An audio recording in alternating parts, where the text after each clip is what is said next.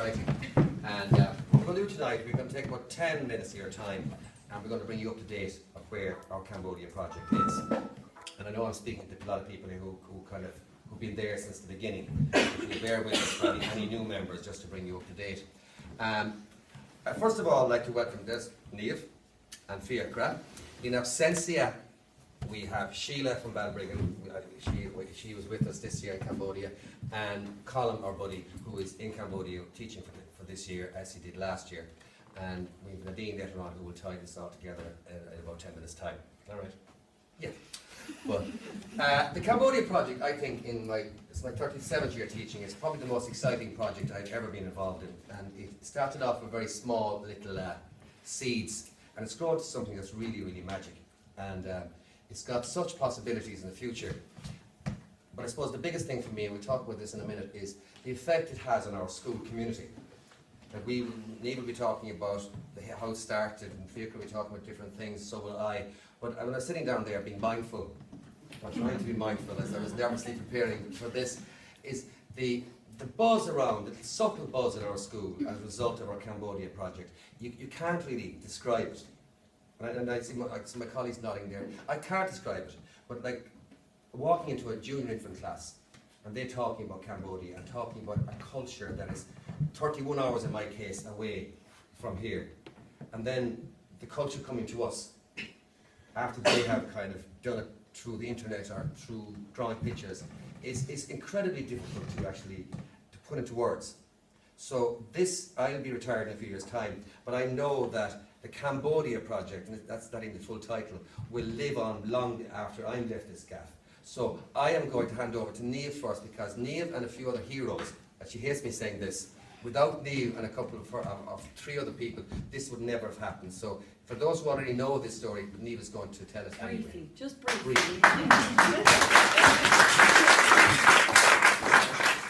Okay, so it started in 2013 when the lovely Nadine came and she actually approached Colin with this idea of setting up an educational partnership with an organisation in Cambodia. So Colin came to a few other teachers, and with that, before we knew it, July rolled around and myself, Colin, Jenny and Cormac went out to Cambodia for about a month. We went to a few different organisations. One of them that we went to at first, we weren't quite a match with them. We spent about 2 weeks with them. So when that didn't work out, we thought, well, we can't have this journey be just completely fruitless. We can't go back with nothing. So we set up a few other meetings with lots of different other organisations, and we eventually came to PEPY. So PEPY Empowering Youth, they're situated in Siem Reap, and when we went to have the meeting with them, we walked out basically, we knew straight away that they were a perfect match for us. They share the same ethos as us. Their values like respect, mutual respect, integrity, collaboration, all of those kind of values that we would hold strong here, we could see them all in PEPY as well. Not only were they really interested in starting up an educational partnership, a shared learning partnership, they weren't just interested in funding, even though they were an NGO. So that wasn't the first thing they were asking us about. They were very interested in this shared learning idea. So we chose them because of lots of different reasons, but that was one huge one, because all the other organisations we seemed to go to were very interested in fundraising. But over here, we were very interested in the children's learning from our point of view as well. So we talked a little bit about what way the partnership would look. So things like pen pal exchange, shared artwork, all of that kind of thing, cultural exchange, so the children were learning lots about one another's cultures. It ties in perfectly with our Learn Together curriculum. We work to instill a sense of global citizenship within the children, so this project was just perfect for doing that. So they weren't just learning about the equality and justice is a strand that we have in our Learn Together curriculum, and they weren't just learning about the theory of it, they were actually going to practice being a citizen, a global citizen. So that was basically why we decided. So when we came out, we were delighted to have found someone, and we told Maeve, and there was a phone call and chats and all of the rest of it. Maeve seemed very excited as well. So from there, I can't believe how big it's gotten and how amazing it is now. When I look back, I'm so proud to have been there for the start. So yeah, so I'll hand you over to Michal now. Michal's going to talk a little bit of what has become of it now. Yeah. So the P word then became really important, the partnership. And it just became a mantra for us that it was a partnership. So once we knew that we were sharing and we were gaining from it as an organisation, which is our school, as a community, which absolutely bought into it. So as Niamh said, during that year, when these guys came back, it was no hard sell, it was a very easy sell because it was a perfect fit. And teachers bought into it, children bought into it. Hugely importantly, our school's community bought into it. And we had the excitement of looking forward. So during the year we had lots of activities. We celebrated Bonham Tuk, we celebrated many kind of Cambodia, Ireland based activities. And then it culminated in the excitement of our first Cambodia Day, our first Cambodia Run, our first Cambodia fundraiser, made an absolute fortune, which meant that we then, even though we were partners, we were the partners with money. We didn't make any apologies to the fact that we were in a position to bring money to the table. And our parent body, our community, realised very quickly, because I've spoken to people about this, that they were investing in their children by investing in other people thousands of miles away. So three of us were very lucky then to go to Siem Reap in the 2014 column. Cecilia from Balbriggan Educate Together and myself nervously went over there because we didn't know where we were going. We did plenty of preparation, but we didn't know. But very quickly when we got over there, we knew we were in the right place. We worked with scholarship students. These are wonderful people who come from a rural community called Crolan. They would almost definitely not, I suppose, avail of third level education if it wasn't for PEPY. They did. We got to know them and we learnt an awful lot from them, but immediately we realised that they were doing this for themselves so they could do something for others, which was their family and their community. And we learnt an awful lot there. We worked with these students in kind of, what would you call it, we say, in self-esteem lessons, in helping them for the future, in preparing for jobs, in self-enhancement. That may be the word I'd use, but we learnt an awful lot from them. So as we left, I remember Colin and I, we said this last year I think, were sitting one day in the place having a iced coffee. It was about 35 degrees. I was there, my usual wet shirt, wasn't I? And I remember saying to Colin, we have to bring these people over here. We can't, the partnership can't work without a reciprocal visit. So we got onto the INTO, the Irish National Teachers Organisations. A few of us did a big sell. It wasn't very difficult because they saw straight away that this was worth investing in. We had the wonderful visit from our four colleagues, Kim True, Manine, Chana and Ranoch. Some of you here had them staying in your homes. They visited our school, they visited other schools, they taught, they gave so much to us in our community. It was amazing. It kind of brought it to life, for this, especially for the younger children. For them to have people come into their classrooms and teach them, show them some Khmer dancing and all of the other things that they did, it just brought it to life. Really. But also it was being like Cambodia kind of embraced the community of Donabate. And I think, like I'm not living in Donabate, but I think it brought up what's really special about Donabate as a community. And maybe a lot of people don't notice it. I kind of, being around it, I kind of noticed it, but it's just a lovely developing and developed community in Donabate. The people, we here, we look out for each other a bit. So these four people, they got it immediately, didn't they? Yeah.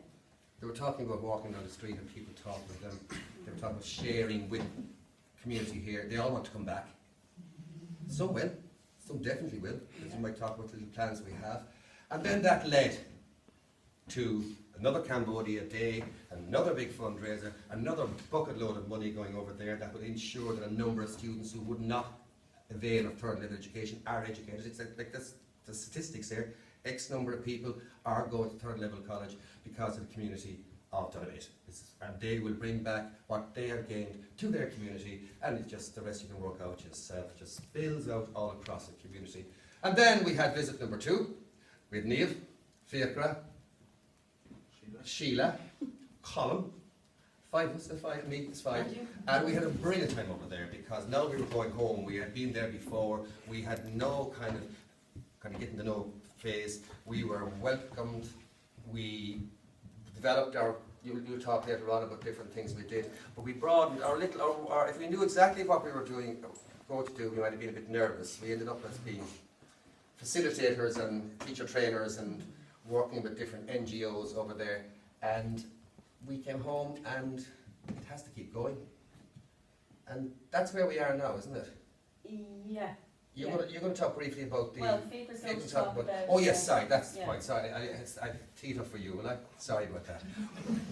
Killed it. One of the missing pieces we thought was a link with a primary school. Now it didn't kind of belittle our partnership, but a lot of us thought that maybe if we had a direct link with a primary school, it would be the icing on the cake.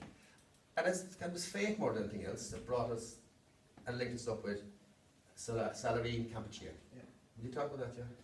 Yeah, and just talking about Mihai's shirts, he found it fairly difficult over there, but he found a way to deal with it. That's actually the shirt he's wearing tonight. There's a story on that shirt, okay? There's a story on that shirt. What do you call that shirt? The laundry shirt. It's a laundry shirt. We used to send our clothes out to the laundry. It's $2 to get your clothes done. And it come back lovely and wrapped up in plastic and all organised. So my shirt went missing. That shirt went missing. And I didn't want to cause a row. It's a very good colour coordination there. He said that's a good shirt. I said that's a good shirt. So we discovered he had a photograph of it. So we did the laundry and said, have you got that shirt? They had. And then look at the colour coordination. It's a darker colour than the top. Back to the series. Yeah, Saturn Campuchia, we're talking about the kind of missing link between what PEPY was offering, although it offers great parts. We were kind of talking about primary school was an area we wanted to kind of push into, and that was kind of one of our aims going over this year. And as it was, and even we talking about NGO meetings, we were kind of talking to other teacher trainers about different ways of things we were doing, and one of them, Ravi, who was in charge of Saturn Campuchia, turned up to it, and he asked, would we be interested in going out to Saturn Campuchia to speak to their staff on professional development and a couple of things. So we said, yeah, would, of course. And as it so happened, we went out, and there was a great vibe from the place from the minute we went in. That was just one of the classes we went to. That was one of the junior classes, and as soon as we went in, there was 2 teachers, and it was just great positive vibes. And I think we loved it now the first minute we went in, but the first day we went in, we met the staff, and they were very conscious about kind of developing themselves and getting the best education and help for the community. That was kind of their goals. So we said that we wanted to go back and visit the different classes, and as soon as we went back, I think it's fair to say that all of us, we got our chances to go in and interact with the children, and there was positive vibes, great vibes, and we just kind of loved the place. So it was kind of left at that, and then I came back with Colin afterwards when the guys went home.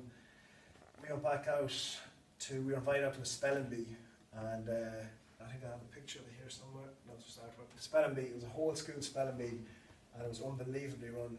And they were taking kind of ideas from different places and implementing them to kind of develop their teaching and develop the standard of teaching within the community. But that was one very impressive day we went out, and another day we went out, and they gave us an opportunity to teach 4 or 5 of the different classes.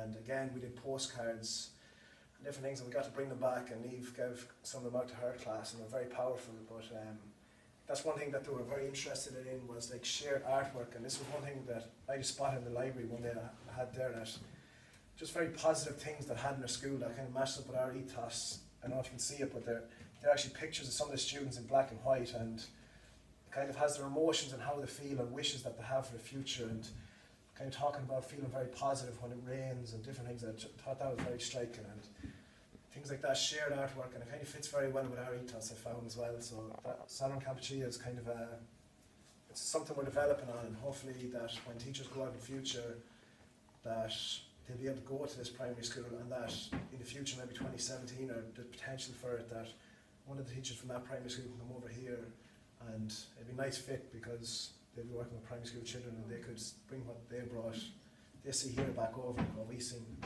So I think that's... Yeah. It was actually a beautiful school, because we came back in our tuk-tuk that day, and we were kind of afraid almost that we were thinking in kind of too much enthusiasm, wasn't it? Remember we had that discussion? We all just kind of turned around at once sitting in the tuk-tuk, and that place was great, wasn't it? Did you get those good vibes? And we were all saying the same things all at once. But we held off and we thought, Yeah. like, and it is a very, very close fit with our school. We will not be fundraising for them.